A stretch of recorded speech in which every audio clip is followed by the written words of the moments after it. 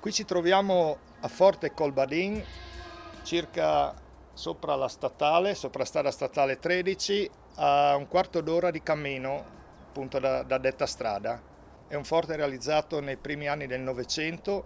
Il comune di Chiusaforte ha richiesto questa struttura negli anni 90, metà anni 90, l'ha avuta nell'anno 2001 assieme alla caserma Zucchi. Dal 1963, anno di inizio costruzione della caserma Zucchi, al 95, anno di chiusura, per Chiusaforte sono transitati circa 33.000 alpini e usavano questo forte per le manovre. Il comune ha avuto dei contributi pubblici dalla regione Friuli Venezia Giulia e ne ha ricavato un museo già ultimato e già inaugurato. E ci sarà una foresteria con 50 posti letto, la possibilità di fornire dei pranzi, dei pasti e soprattutto per le scuole, diciamo, è l'ideale perché c'è anche un'aula didattica assieme al museo.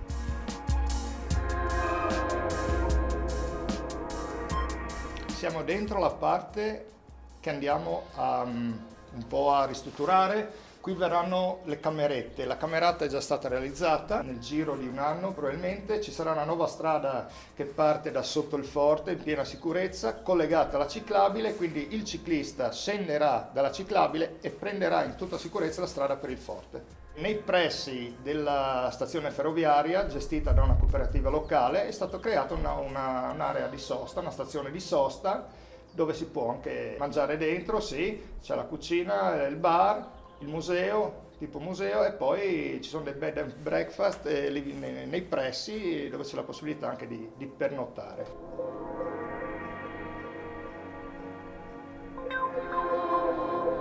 La caserma Zucchi. Innanzitutto si parla di un compendio di 70.000 metri quadri, era la caserma più moderna del Friuli, rifatta praticamente a nuovo dopo il terremoto del 76. L'abbiamo un po' divisa in due grosse zone, due aree principali. La prima un'area diciamo commerciale turistica dove abbiamo anche aperto un'area faunistica e la seconda artigianale e lì abbiamo aperto diciamo un discorso con gli artigiani, stiamo vendendo a lotti quelli che erano le vecchie officine, quindi diamo anche una risposta in tempo di crisi alle nostre ditte. Il prezzo chiaramente non è quello di mercato. Abbiamo già 4-5 artigiani insediati nella caserma Zucchi e ci sono nuove richieste, una in particolare nel nuovo capannone artigianale. Gente abbastanza giovane vuole costruirvi un grissinificio. Chiusaforte è famosa anche per i grissini, quindi con possibilità di posti di lavoro in loco. Dentro abbiamo realizzato la centrale biomasse, funzionante da alcuni mesi, ci sarà un grande risparmio economico per l'amministrazione, oltre al mancato inquinamento del gasolio.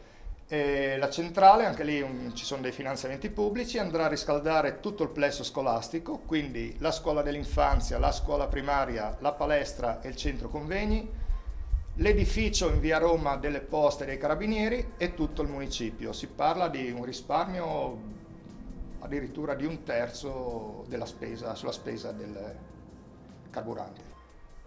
C'è una specie di nemesi, i primi a prendere possesso diciamo, di un locale in caserma è stato il locale gruppo ANA di Chiusaforte, gli Alpini, dove hanno realizzato la classica baita, un punto di incontro aperta un paio di volte alla settimana con tutti i loro trofei, le loro foto e la loro storia. Peccato, non sono assolutamente polemico, che sapevano che le caserme avrebbero chiuso, bisognava a livello nazionale pensarci prima. Comunque ci arriveremo prima o poi, sperando anche che 32 alloggi dove soggiornavano ai tempi le famiglie degli ufficiali e dei sottufficiali del battaglione cividale che erano di stanza a Chiusaforte. Sono stati utilizzati per un paio d'anni dal comune che ha impiegato 50.000 euro per metterli a norma, 7 alloggi.